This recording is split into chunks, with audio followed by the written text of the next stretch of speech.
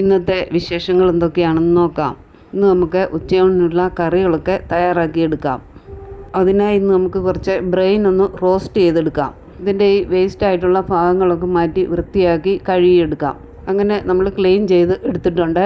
ഇനി ഇത് റോസ്റ്റ് ചെയ്യാൻ ആവശ്യമായ സവോള ചെറിയ പീസായിട്ട് നമുക്ക് കൊത്തി അരിഞ്ഞെടുക്കണം. പച്ചമുളക്, ഇഞ്ചി, വെളുത്തുള്ളി, കറിവേപ്പില ഇതെല്ലാം നമ്മൾ എടുത്തിട്ടുണ്ട്.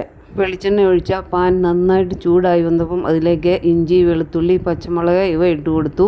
ഇഞ്ചി വെളുത്തുള്ളിയുടെ പച്ചച്ചുവ ഒന്ന് മാറുന്നതുവരെ നമ്മൾ നന്നായിട്ടൊന്ന് വഴറ്റിയെടുത്തു. ഇതിലേക്ക് നമുക്ക് അരിഞ്ഞെടുത്ത സവോള കൂടി ചേർത്ത് കൊടുക്കാം. ലേശം ഉപ്പും കൂടി ചേർത്ത് സവോള വഴറ്റിയെടുക്കണം. ഉപ്പ് ചേർത്ത് കൊടുത്ത് സവോള വഴറ്റിയെടുത്താൽ പെട്ടെന്ന് തന്നെ നമുക്ക് ഇത് വഴന്ന് കിട്ടും. സവോളയും ഇഞ്ചി, വെളുത്തുള്ളി, പച്ചമുളക് ഇവയെല്ലാം നന്നായിട്ട് വഴന്നു വന്നിട്ടുണ്ട്. ഇനി നമുക്ക് ഇതിലേക്ക് ആവശ്യമായ മസാലപ്പൊടികളൂടെ ചേർത്ത് കൊടുക്കണം. ഒരുപാട് പൊടികളൊന്നും നമ്മളിതിലേക്ക് ചേർത്ത് കൊടുക്കുന്നില്ല. ലേശം മുളക് പൊടി, ലേശം കുരുമുളക് പൊടി, കുറച്ച് പെരിഞ്ചീരകത്തിൻ്റെ പൊടി, കുറച്ച് മസാലപ്പൊടി ഇവയാണ് നമ്മളിതിലേക്ക് ചേർത്ത് കൊടുത്തത്. എരിവിൻ്റെ ആവശ്യമനുസരിച്ച് കുരുമുളക് പൊടി നമുക്ക് ചേർത്ത് കൊടുക്കാവുന്നതാണ്. പൊടികളുടെ എല്ലാം പച്ചച്ചവ നന്നായിട്ട് മാറി വരുമ്പം അതിലേക്ക് നമുക്ക് ക്ലീൻ ചെയ്ത് വെച്ചിരിക്കുന്ന ബ്രെയിൻ കൂടി ചേർത്ത് കൊടുക്കാം. ഈ സമയം ഇതിന് ആവശ്യമായ ഉപ്പും കൂടി ചേർത്ത് കൊടുക്കണം. മസാലയെല്ലാം ബ്രെയിനിൽ പിടിക്കുന്നത് വരെ നന്നായിട്ട് ഇളക്കി കൊടുക്കണം. എല്ലാ ഭാഗത്തും മസാല പിടിക്കത്തക്ക രീതിയിൽ ഇളക്കി കൊടുത്ത് സ്റ്റൗ സിമ്മിലാക്കി വെച്ച് അടച്ചു വെച്ചത് നമുക്ക് വേവിച്ചെടുക്കണം.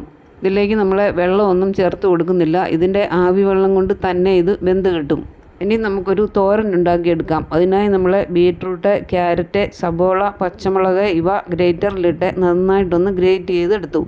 കടുക് പൊട്ടിച്ച് അതിലേക്ക് വെളുത്തുള്ളി ഇട്ട് മൂപ്പിച്ചെടുത്ത് അതിലേക്ക് നമ്മൾ അരിഞ്ഞു വെച്ച പച്ചക്കറികൾ ചേർത്ത് കൊടുക്കാം.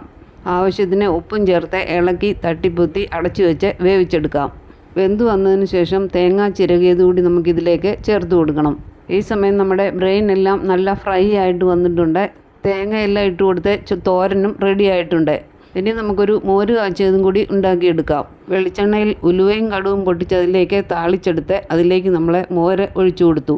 അങ്ങനെ മോര് കറിയും റെഡി ആയിട്ടുണ്ട്. ഇനി നമുക്ക് ഊണ് കഴിച്ചാലോ? അങ്ങനെ പാത്രത്തിലേക്ക് ആവശ്യമുള്ള ചോറെടുത്തു. പിന്നെ നമ്മുടെ ബീറ്റ്റൂട്ടും ക്യാരറ്റും കൂടെ തോരൻ വെച്ചത് കുറച്ച് കൂടുതൽ എടുത്തിട്ടുണ്ട്.